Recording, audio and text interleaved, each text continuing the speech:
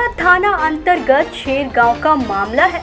मामला लूट, गाली गलौज व धमकी का है। झाझा के जाने माने व्यवसायी गरीब लोगों को रोजगार देने वाले मेसर्स राजेश सिंह अपने प्लांटेशन केशवपुर से काम देखकर वापस अपने घर हेला जोत आ रहे थे। रात्रि के 8:30 बज रहे थे। शेर गांव के सुनसान एरिया में शेर गांव के ही देवू शर्मा पिता तेज नारायण शर्मा, गांव शेर थाना झाझा जमुई बिहार। देवू शर्मा एवं उसके साथ एक और व्यक्ति था। देवू शर्मा शराब के नशे में था। बिहार में ऐसे भी कोई फैक्ट्री बिहार में रोजगार के साधन नहीं देती।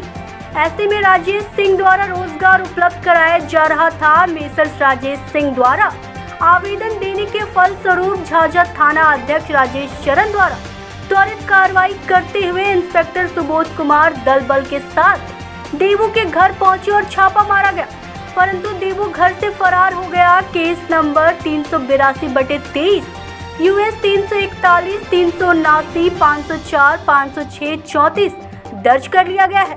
केस के आयो विभाषु शेखर भास्कलम कार्रवाई में जुट गए हैं। झाझा थाना अध्यक्ष राजेश शरण आगे क्या करते हैं देखने वाली बात होगी। झाझा से ब्रह्मदेव प्रसाद यादव की रिपोर्ट। ऑनर जुड़ रहे हैं MS राजेश सिंह। सर, क्या कुछ आपके साथ घटनाएं घटी? मैं मिसेस राजेश सिंह का प्रोप्राइटर हूँ फर्म का। हम एक्चुअली कल जमुई से अपने प्लांट केशवपुर में एक प्लांट में लगा रहा हूँ। वहाँ पे लेबर पेमेंट को और स्टाफ पेमेंट को लेके हम पैसा जमुई से लेके अपने प्लांट पे आए केशवपुर में। कितना पैसा लेकर? हम 1,25,000 रुपये लेके आए, जिसमें कि 25,000 रुपये हमने लेबर पेमेंट और स्टाफ पेमेंट वहाँ करके 1 लाख रुपया बाकी पैसा जो रेस्ट बचा वो हम अपने गाड़ी में रख के मैं अपने घर आवास झाझा हिलाजोत में आ रहा था। उसी आने के क्रम में शहर के पास पांडेडी से आगे एक शहर पड़ता है गांव, जहाँ पे 2 बाइक सवार हमारे गाड़ी के आगे रोक लेते हैं। और जब हम अपना गाड़ी का शीशा उतार के जब पूछे उससे कि कौन हो तुम लोग, तो गाली गलौज करने लगे। और वो पूछने लगा कि तुम कौन है। तो हम लाइट अपना जलाए तो देखा, हमको पहचाना भी वो आदमी। हम उसको उतने अच्छे से तो नहीं पहचानते थे, बाय नेम नहीं जानते थे, लेकिन चेहरे से हम भी पहचाने उसको। लेकिन उसके बाद भी उसने गाली गलौज करने लगा।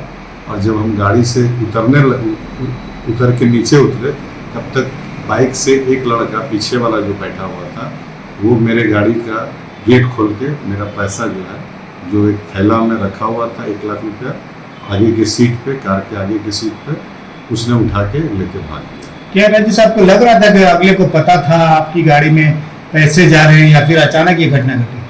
नहीं, चूँकि प्लांट मेरा पिछले 8 महीना से वहाँ पे काम चल रहा है, तो मेरा आने जाने का कार्यक्रम तो चलते रह रहा है पिछले 8 महीने से। तो लोग इधर उधर के लोग, आसपास के लोग भी तो जान रहे थे कि हम आते हैं जाते हैं। कभी कभी 10 बजे रात में भी हम आए हैं।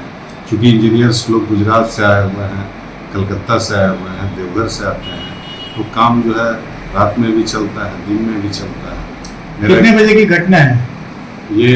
कल 8:30 बजे की घटना है, रात्रि की घटना है जी, रात में। जिन्होंने आपके साथ एक कृत्य किया, क्या उनको पहचानते हैं? नाम उन जानते हैं? उसका एक का तो नाम मैं जानता हूँ, देवू शर्मा नाम है। पिता का नाम उसका तेज नारायण शर्मा है, जिसका घर जो है आपका शहर गांव पड़ता है घर। और वो रेफरल अस्पताल झाझा में था पहले, और अभी वो जमुई रेफरल अस्पताल में नौकरी कर रहा है।